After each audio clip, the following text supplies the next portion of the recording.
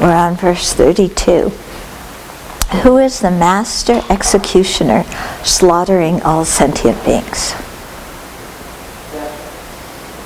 Yeah. The terrifying Lord of Death who has power over the entire world. Okay, so who is the master executioner slaughtering all sentient beings?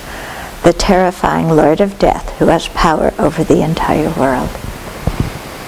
When in Buddhism we use the expression the Lord of Death, it doesn't refer to a real being. This is anthropomorphizing a natural occurrence that indeed is terrifying to almost everybody, because at the time of death we separate from everything that we know.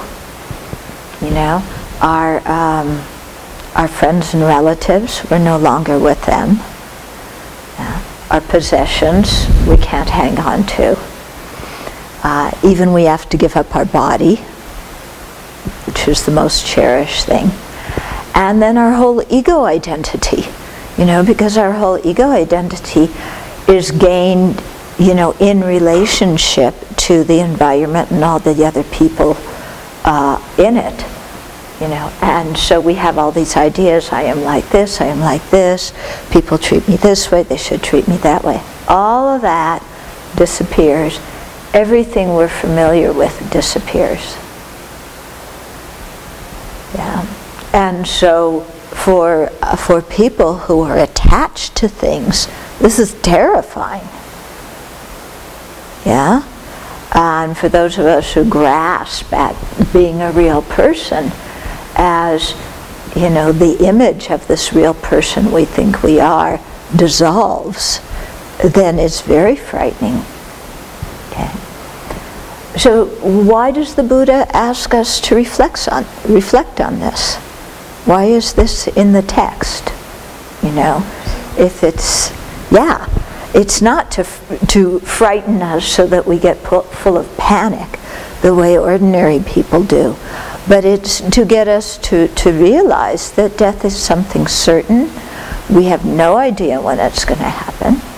And at the time of death, we can't take anything with us. So we need to prepare ourselves now. Because the only thing that does come with us is our karma and the mental habits that we've developed.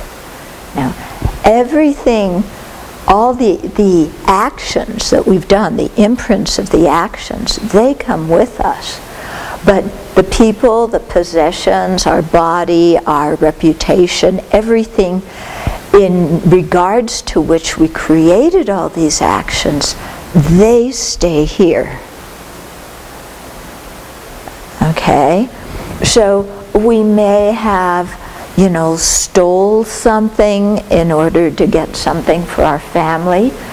The family stays here. Whatever we stole stays here. The karma of stealing, the imprint from that karma, goes with us into the next life. Yeah. So we can look at any action like this. And because most of us, when we make decisions, when we have intentions before we act, we're only thinking of what is immediately beneficial. Yeah, I want this, I'll take it.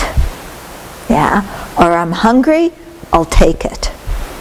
Without thinking, what are the long-term repercussions of my action, even beyond this lifetime, into future lifetimes?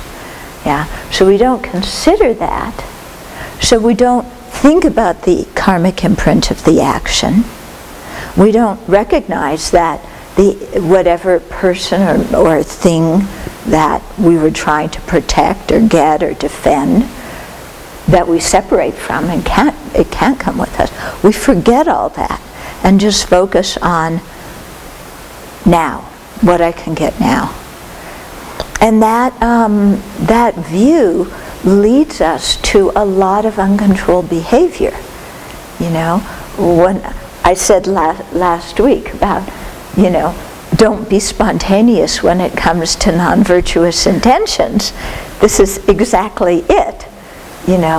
because we're very spontaneous, regarding procuring and protecting what we want. Yeah? But it doesn't pay off in the long run. And similarly, we hesitate very often to do virtuous actions because it's a little bit inconvenient, it takes some effort. I'm making an offering, then I can't use that money for myself. I respect somebody, but then I can't toot my own horn so other people won't think I'm so great. So we're reluctant to do virtuous actions. Again, thinking only of the immediate benefit or harm instead of the long term. Yeah. So, when we meditate on death, when we contemplate death, it helps us really reassess our priorities in life. And what is important, is getting what makes me happy now really important in the long run, considering that I'm going to die and all that stuff that I'm trying to get is not going to come with me. Yeah, is being right really that important? When I die, all the people in front of whom I'm right don't come with me. Yeah, is winning the game or winning the argument important? Again, in the long term, none of that comes with me. Yeah, is having every comfort that I want really that important? Again, none of that comes with us except the karma, the imprints of the karma. Yeah. And so it really, the reflection on death really makes us stop, and say, well, what really is the meaning of my life? And how am I going to spend my time? And what do I want to have to show for it at the end of my life? Do I want possessions, a family, a great reputation, having had a good career, lots of possessions, some status? Do I want that at the end of my life? Or do I want the seeds of positive actions? What is going to be more valuable to me at the end of my life? Yeah. A scrapbook full of memory pictures, or now they have, the little things on tablets, one picture after another of your whole life. So you have this whole thing with all your pictures on it, and you can look at it. I remember this, I remember that was so wonderful. Oh, this person was so good. That was, do you want to have that at the end of your life? To just look back and see all the things that you were or did? Yeah. You might think so, but really, what use is all of that? All of that stuff is gone in this life. It's not even there at the end of our life. And then when we think about what we did, in those relationships and to get those things that are now no longer here, then the burden of our destructive actions really weighs heavily. And at the time of death, there's no time to do purification practice. There's no time to forgive or apologize or let go of things. It's like, gotta go. You can't say, Lord Death, excuse me, I'm not ready yet. Can you delay my death a little while? I need to do some Dharma practice. No, that doesn't work, And so since we don't know when death is going to come, and it really is the great executioner, then it really behooves us to keep our life in order and to avoid harmful actions, to purify the ones that we've created, to learn the techniques to calm our mind and and release the afflictions. Because that's what's really going to be beneficial to us at the end of the day. And that's work that nobody else can see. So we're not going to get a good reputation out of practicing the Dharma. You might get a good reputation out of going up different levels and presenting yourself as somebody in the Dharma scene. But that has nothing to do with being a good practitioner. Because being a good practitioner is what's going on inside. Nobody else knows it. So, if we're trying to pull over the wool, pull the wool over someone else's eyes, it doesn't help us. Being a hypocrite in the Dharma does not help at all.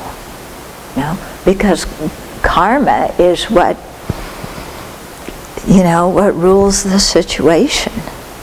What's going on in our mind is the real cause of what we experience.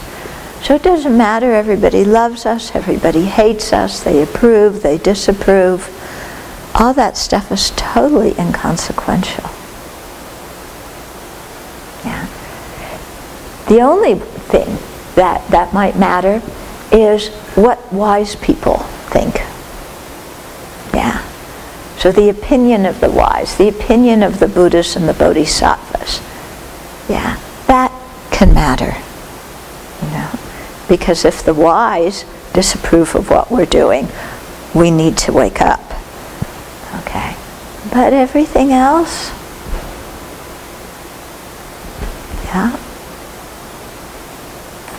Okay, so we need to really get down to transforming what's inside. And to really setting our priorities correctly so that we make use of our time wisely. Okay, so the Buddha did set up some of our precepts because monastics did things that the laity found objectionable. So does the opinion of the faithful laity matter? It depends on if the faithful laity have wise opinions or not. Faith doesn't necessarily indicate wisdom. Okay? So it really boils down to the wise. Because I've had, people who are long-time Dharma practitioners. It's so amazing. I remember there was one woman, she criticized me for not propounding women's equality. And there was a man who criticized me for being against men because I wouldn't let him, I said at a retreat he couldn't sit on the sofa next to his girlfriend.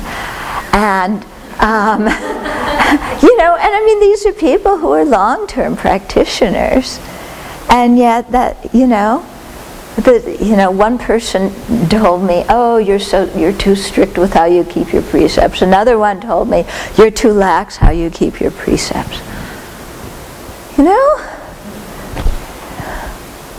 Okay? If my teacher told me something, then I'd really listen. But the other things, who am I going to follow? I mean, I really had to laugh when I got some of these accusations.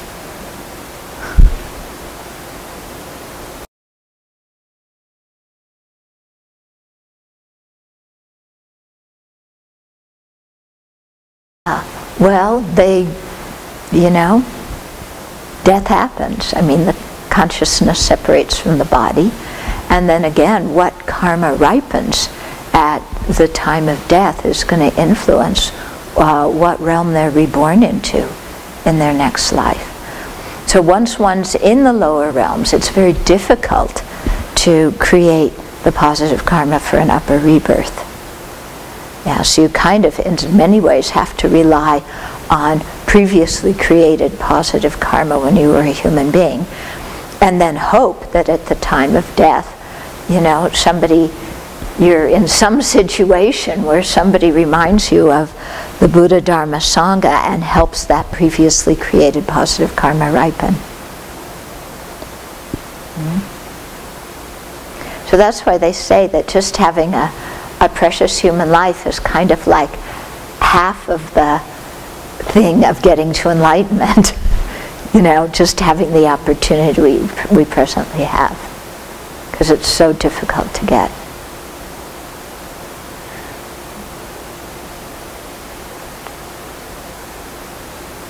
Okay.